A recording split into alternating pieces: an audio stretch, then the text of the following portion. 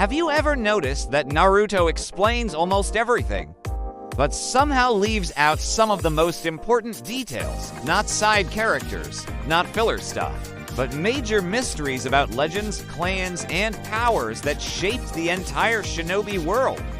These are things fans have argued about for years, things the story hinted at but never fully answered. And once you notice them, you can't unsee them.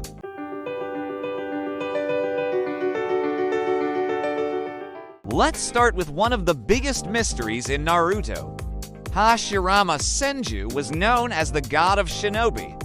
This man defeated Madara Uchiha multiple times, helped found the Hidden Leaf Village, and possessed power that felt almost unreal. His regeneration was so strong it didn't even require hand signs. He had with style, Sage Mode, and Chakra reserves that rivaled tailed beasts. And yet, Hashirama died, not in a legendary final battle, not in a dramatic sacrifice, not on screen. The series never tells us how Hashirama Senju actually died. For someone so powerful, his death feels strangely quiet. Some believe it was the result of constant warfare during the Warring States era. Others think his unnatural healing shortened his lifespan. But Naruto never confirms anything, leaving the death of the strongest shinobi of his time as a complete mystery. Then there's Lord Jashin. Lord Jashin is the god worshipped by Eden, and unlike most religions in Naruto, this one actually works. Eden's immortality isn't a trick. It isn't normal chakra regeneration, it's something far more disturbing. His ritual grants him the ability to survive fatal injuries as long as he maintains his faith. This raises an uncomfortable question. Is Lord Jashin real? Naruto introduces godlike beings later in the series, but Lord Jashin is never explained. We don't know if he's an actual deity, a demon, or something darker that exists outside normal chakra rules. The story introduces this concept, and then completely abandons it. Another mystery that still haunts fans is Itachi Uchiha's illness. Itachi was dying long before his final fight with Sasuke. We see him coughing blood, relying on medication, and slowly weakening. But Naruto never tells us what the illness actually was. We're left to guess. Some believe it was caused by overuse of the Mangekyo Sharingan. Others think it was a natural disease worsened by stress, guilt, and exhaustion. What makes this even more tragic is that Itachi never tried to truly save himself. It almost feels like he accepted death as punishment for his actions. Then there's Rock Lee, one of the most inspirational characters in Naruto. And we know nothing about his parents. No family background, no clan, no explanation. Was he an orphan from a civilian family, left behind by the world? Naruto never tells us. Rock Lee exists almost as a simple proof that hard work alone can rival bloodline power. Maybe that's why his past was never shown. His story isn't about where he came from, but what he became.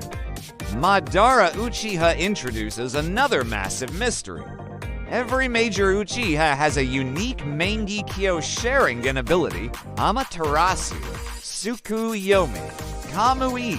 Each one reflects the user's pain and personality. But Madara's original Mangekyo ability is never revealed. This is one of the most powerful characters in the series, yet Naruto never tells us what his Mangekyo Sharingan could actually do. Some fans believe it was intentionally left out because it would have been too overpowered. Others think it was replaced narratively by the Rinnegan. Either way, it remains unknown. Then there's the fate of the Uzumaki clan. Naruto's own clan was wiped out not by gods or monsters, but by other villages. The Uzumaki were feared for their massive chakra reserves and sealing techniques, so the world decided to erase them. And yet, Naruto barely explores this tragedy. We don't see the war, we don't see the destruction. We don't see the survivors. One of the darkest events in shinobi history is reduced to a few lines of dialogue. leaving a massive hole in the story. Metal Lee brings up another unanswered question. Who is his mother? The series never tells us. It's a small detail, but one that stands out, especially in a story where lineage matters so much. Whether it's intentional or simply overlooked, it's another mystery left hanging. The Aburame clan is another quiet enigma. We almost never see their eyes. Shino hides his face, wears dark glasses, and rarely removes them. The insects live inside their bodies from birth, but Naruto never shows us how this affects their physical appearance. Do their eyes change? Do they look inhuman? Are they altered by the bugs? We never find out, and that unknown makes the clan even more unsettling. Even Jiraiya, one of the legendary Sannin, has unanswered questions surrounding him. Despite being one of the most important characters in Naruto, his clan is never mentioned. There's no famous bloodline, no powerful ancestry, just a man who became great through experience, failure, and wisdom. It almost feels intentional, as if Jiraiya was meant to represent freedom from lineage and destiny. Still, the mystery remains. Naruto answered a lot of questions, but it also knew when to stay silent. And sometimes, the things a story refuses to explain are the things that stay with us the longest. If you enjoyed this video, make sure to like it really helps the channel. Subscribe for more Naruto and anime deep dives, and drop a comment with a mystery you still think about to this day. I'll see you in the next one.